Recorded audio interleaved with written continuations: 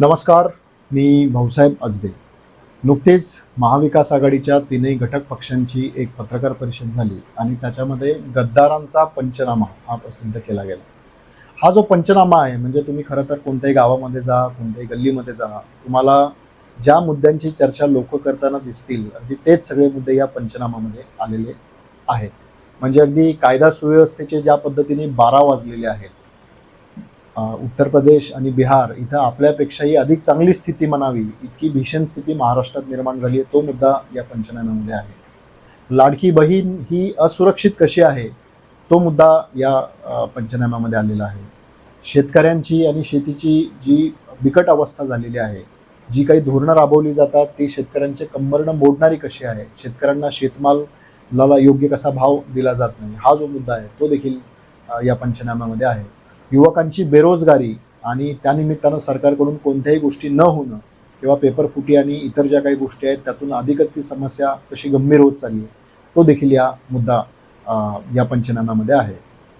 याशिवाय या महायुती सरकारमध्ये कशा पद्धतीने दलालांचा सुळसुळाट झाला आहे आणि त्यांचा कारभार कशा पद्धतीने चालू आहे याचा जो तपशील आहे तो तपशील देखील याच्यामध्ये आहे. तो सगळा तुम्हाला बाजूला व्हिज्युअल्समध्ये दिसेलच.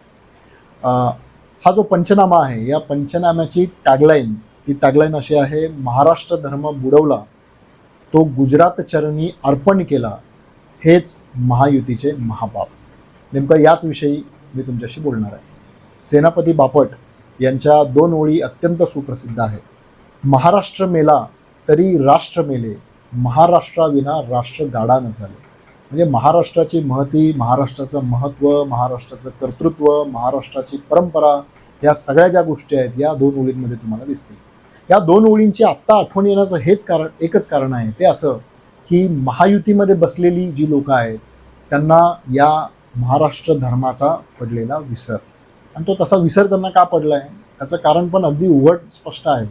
कारण ज्या पद्धतीनं हे सरकार स्थापन झालं, ज्या पद्धतीने गद्दारी करून खंजीर खुपसून 2 लोकांना बाहेर काढलं गेलं, त्यातील एकाला मुख्यमंत्री दुसऱ्याला उपमुख्यमंत्री केलं गेलं, तर त्यातूनच आपल्याला लक्षात येतं की जे सत्तेमध्ये बाहेरून सहभागी झालेले आहेत ते स्वाभिमान शून्य आहेत, ते लढू शकत नाही, ते ईडी सीबीआयला घाबरणारे आहेत किंवा खोक्यांचा मोह असणारे आहेत.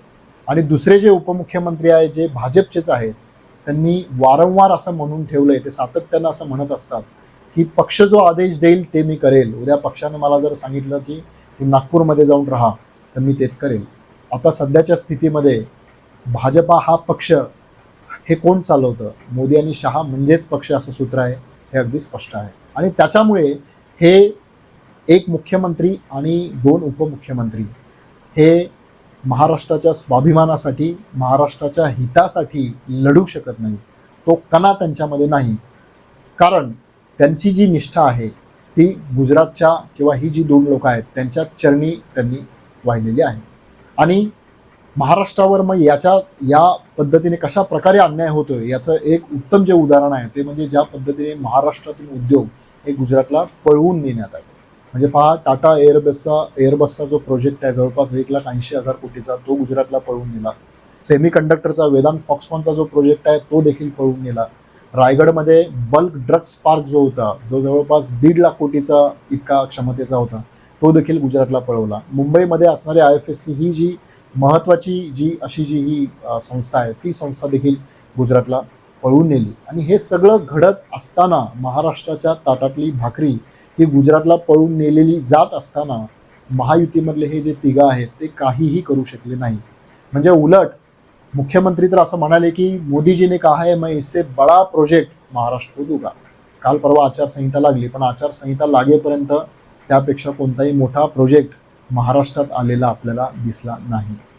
ज्या पद्धतीनं चंद्राबाबू नायडू, नितीश कुमार हे केंद्र सरकारशी भांडतात, अधिकाधिक जो वाटा निधीमधला असेल किंवा प्रकल्पांमधला असेल तो आपल्या राज्यांमध्ये घेऊन जातात, तशा प्रकारची कार्यपद्धती किंवा तशी जी वृत्ती आहे ती या लोकांमध्ये आपल्याला दिसली नाही. कारण ते कणाहीन झालेले आहेत, कारण त्यांना महाराष्ट्र धर्माचा विसर पडला आहे, कारण त्यांची जी व्यसन आहे ती दिल्लीच्या हातामध्ये आहे.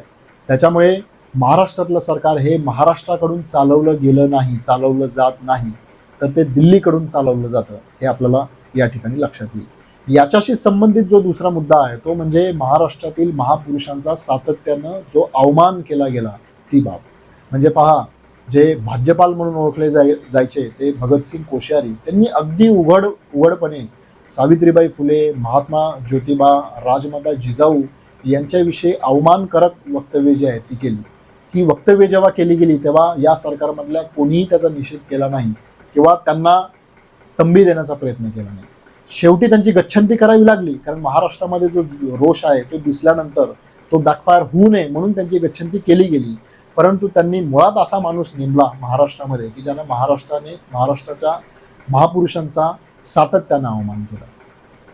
प्रफुल्ल पटेल हे जे अजित पवार गटातील दुसरे एक नेते आहे, त्यांनी शिवाजी महाराजां जो घालायचे, जो त्यासाठी प्रसिद्ध आहे असा जिरेटोप हा मोदी यांच्या डोक्यामध्ये घालताना आपण पाहिला. म्हणजे याच्यातून नेमकं तुम्हाला दर्शवायचंय काय, हा प्रश्न याच्यातून आपल्याला पडेल.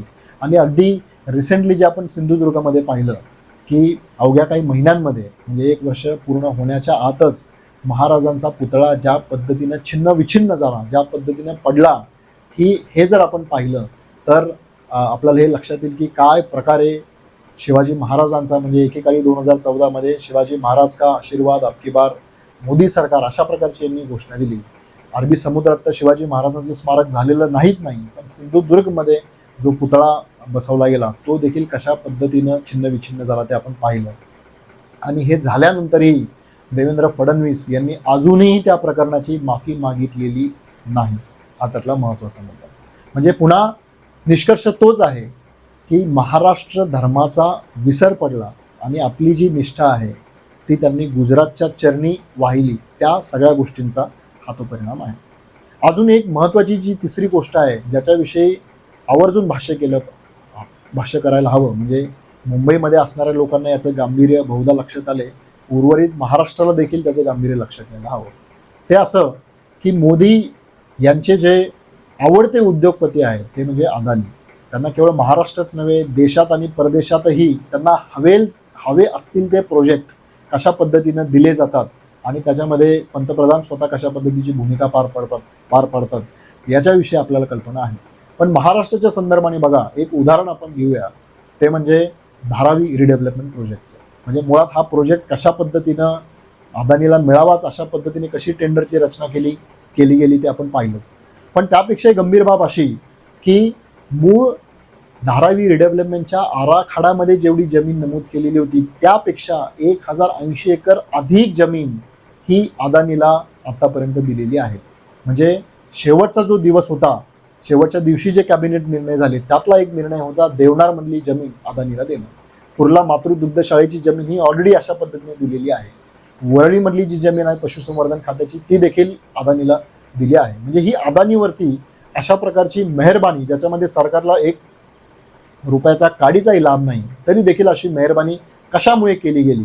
कारण गुजरातच्या चरणी वाहिलेली निष्ठा आणि दिल्लीवरून जे सांगितलं जातं ते जे सांगतात ते शिरसंवाद मानून यांना ते करावंच लागतं. हे अदानीच्या निमित्तानं आपल्याला दिसतं. मग ते धारावी रिडेव्हलपमेंटचं असू द्या, तो विमानतळ जे आहे ते त्यांच्या अदानीच्याच घशामध्ये घालणं जे आहे ते असू द्या, किंवा विजेचे जे नवीन मीटर जे आहे त्याचं जे कॉन्ट्रॅक्ट आहे ते देखील बरोबरच अदानीला दिलं जातं, तो मुद्दा असूया. याच्यामधून पुन्हा तीच गोष्ट अधोरेखित होते की महाराष्ट्राचं हित ज्याच्यामध्ये आहे त्या गोष्टी महायुती सरकार करू शकलं नाही.